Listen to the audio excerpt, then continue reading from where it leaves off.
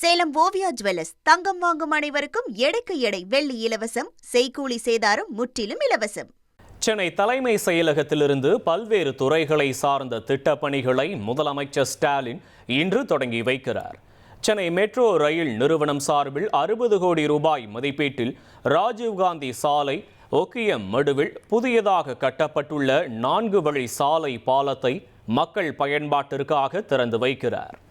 இதேபோல் மந்தைவெளி பேருந்து பணிமனை மற்றும் முனையத்தில் ஒருங்கிணைந்த பன்முக போக்குவரத்து மற்றும் வணிக வளாகத்திற்கான கட்டுமான பணிக்கு அடிக்கல் நாட்டப்படுகிறது.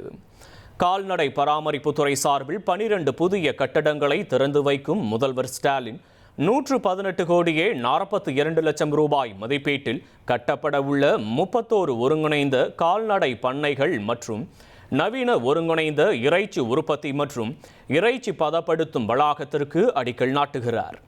மேலும் டிஎன்பிஎஸ்சி மூலம் 126 இளநிலை உதவியாளர் மற்றும் 96 தட்டச்சர் பணியிடங்களுக்கு தேர்வு செய்யப்பட்டவர்களுக்கு பணி நியமன ஆணைகள் வழங்கப்படுகிறது.